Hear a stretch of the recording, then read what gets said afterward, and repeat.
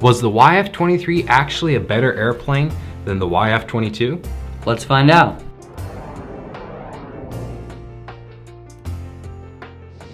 In 1978, the Americans noticed some advanced fighter jets in Russia with satellite images, and they thought that the Russians are maybe coming up with these sweet new planes that are way better than the American planes. So they decided that they're going to have to make some new planes to combat these Russian planes. Yeah, so the Pentagon put forth the ATF requirements, which had some pretty crazy requirements for these airplanes. It had to be able to cruise at supersonic speeds without afterburners. It had to be invisible to radar. There was a lot that went into it. They were going to take advantage of new stealth technology, composite materials, lightweight alloys, advanced flight controls, more powerful propulsion systems, and so they're going to take advantage of these new technologies. Yeah, several companies put forth their designs for consideration, and 2 companies actually got the go-ahead to build prototypes. And that was Northrop, which teamed up with McDonnell Douglas and Lockheed, and they both put forth the prototypes, which was the YF-23 and the YF-22. And long story short, they ended up selecting the YF-22, which is now the F22 Raptor that's been in service for a while. But we think that the YF-23 was actually better in a lot of ways and just cooler, and it was more modern looking and everything. So why was that? Well, I think part of the reason the F-22 won is because Lockheed really catered to the Air Force, because Lockheed's no dummy. They knew who the real customer was going to be. It wasn't going to be the Navy, it wasn't going to be the Army, it was going to be the Air Force.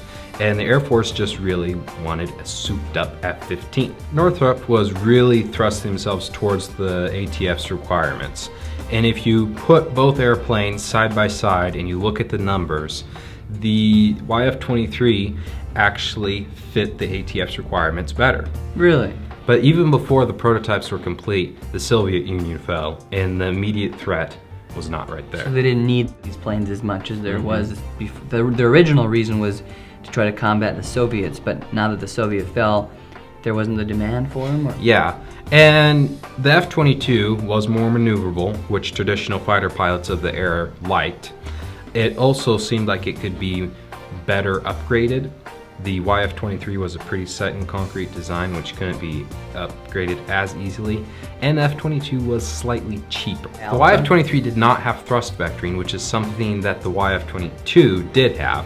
They couldn't figure out a way to put thrust vectoring on and conceal the heat signature from the engines.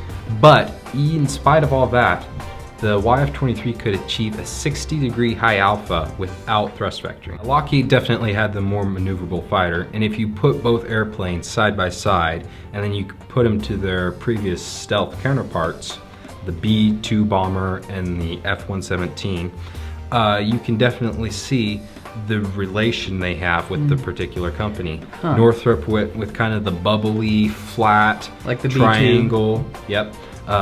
Lockheed went with the more triangular, hexagonal shape, like they did with the F-117. Okay. To disperse the radar.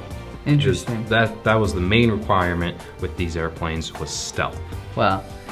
So yeah, if you look at the numbers though, like you said, the YF-23 actually meets the requirements more. It's more stealthy, I believe, and it also had a lot more range. And I think they said it was faster, but actually both airframes are limited to Mach 2.2 because the radar absorbent material will start to delaminate at speeds above that. So they can only go so fast before the paint flies off, basically? Pretty much, because of the air friction with the air molecules moving over the airframe and everything. It creates too much heat and friction and all that. So. And also the YF-23 had a higher range. Almost, over 1,000 miles more range? The YF-23 just looks a lot cooler. I think it was ahead of its time. I mean, look at that, it's amazing. The shape, the diamond wing shape. Looks like something out of Star Wars. Another possible reason that some people think the Northrop YF-23 did not win the ATF competition is because the Pentagon did not think very highly of Northrop after the B-2 bombers that they bought. I don't know why. I heard the B-2s had some problems and stuff. Well, they're very expensive. Yeah, so there was some political reasons involved too. Yes. I think it's scarier because it looks like an alien spacecraft. If you see that thing flying in the sky, it's gonna make the enemy be afraid. So they should have went with that You don't see YF-23. it. Last thing you see Exactly. is an explosion. So thanks guys for watching. Let us know what you think, if you think the YF-23 was better than the YF-22. If you like this video, subscribe to our YouTube channel. Leave us a thumbs up. Yeah, and we'll see you in the next video.